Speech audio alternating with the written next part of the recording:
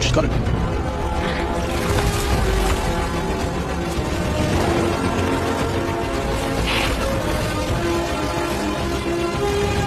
I hope she can hang on. She's worked hard for this.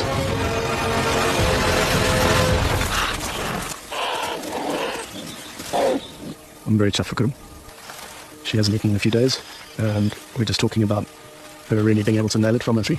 She's